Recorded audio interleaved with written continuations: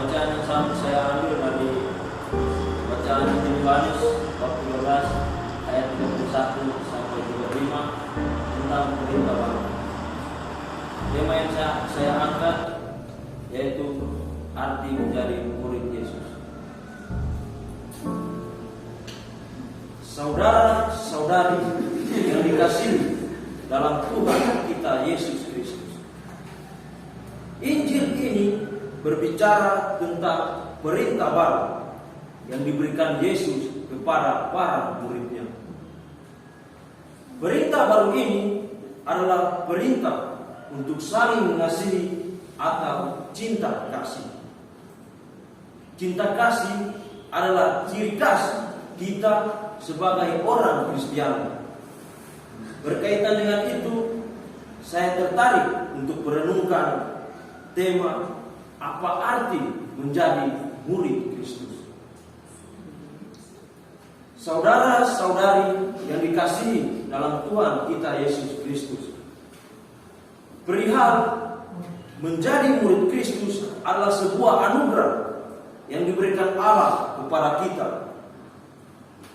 Anugerah itu tidak serta-merta kita sadari dan kita terima. Sebagai manusia, kita diberikan kehendak bebas untuk memilih apakah kita mau menjadi murid Kristus atau tidak. Di sisi lain juga, Allah yang sangat mengasihi para muridnya tidak langsung memaksa para murid untuk wajib mengikuti apa yang diinginkannya, tetapi Dia menghargai rahmat kebebasan yang ada pada murid.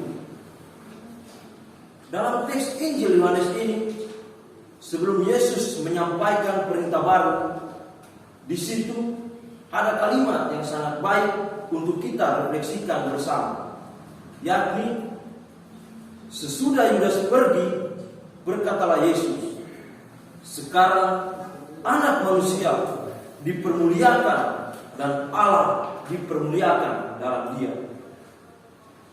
Dalam kalimat ini, setelah saya merenungkannya, saya menemukan dua pokok yang hendak menjawab pertanyaan, apa arti menjadi murid Kristus? Pertama adalah motif sebagai murid. Kepergian Yudas adalah gambaran bahwa seorang murid memiliki kebebasan. Yesus tidak menahan Yudas untuk tetap tinggal di situ, tetapi Ia menghargai rahmat kebebasan yang ada pada Yudas.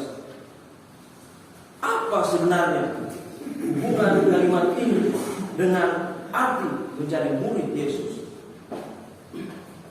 Sebelum Yudas dirasuki oleh iblis, Yesus telah mengingatkan kepada para murid untuk senantiasa berjaga-jagalah dan berdoalah supaya kamu jangan jatuh ke dalam pencobaan. Hal inilah yang perlu disadari oleh seorang murid Kristus. Seorang murid Kristus adalah dia yang harus menyerahkan diri sepenuhnya kepada kehendak Allah dengan cara berjaga-jaga dan berdoa. Kedua, motif sebagai seorang guru. Kepergian Yudas mempunyai makna yang lebih dalam lagi, yakni awal dari Yesus sebagai anak manusia dipermuliakan.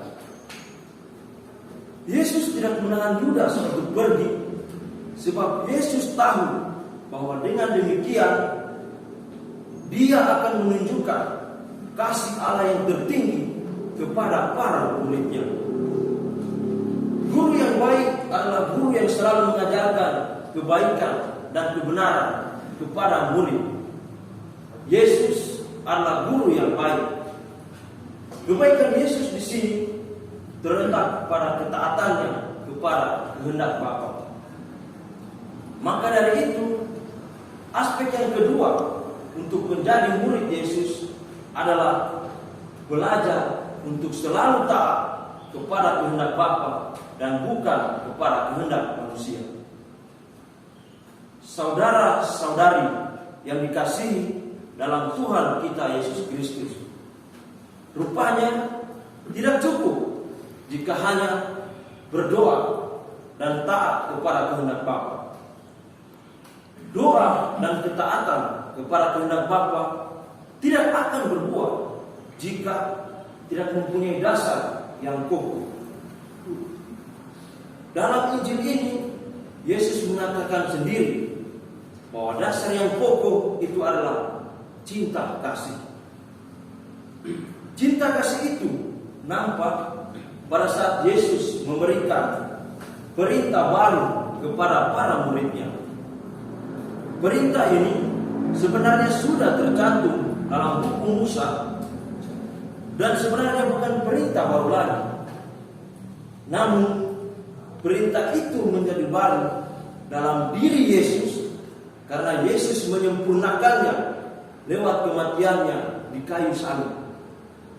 Pengorbanan Yesus di kayu salib adalah tanda tertinggi dan sempurna dari kasih Allah. Saudara-saudari yang dikasihi dalam Tuhan kita Yesus Kristus, pesan yang dapat kita ambil dalam permenungan hari ini yakni menjadi murid Kristus berarti menggunakan kebebasan untuk memilih dan mengikuti perintah untuk saling mengasihi. Doa dan ketaatan kepada kehendak Bapa adalah sarana agar hukum cinta kasih dapat tertanam dalam hati, pikiran, serta tindakan kita. Kiranya permenungan ini dapat membuat kita semua menyadari akan keberadaan kita sebagai murid Kristus. Seorang murid Yesus adalah dia yang mampu menghidupi ajaran cinta kasih. Cinta kasih adalah ciri khas orang Kristiani. Maka dari itu, marilah kita mengarahkan hidup kita kepada Yesus yang adalah sumber cinta kasih. Semoga demikian. Amin.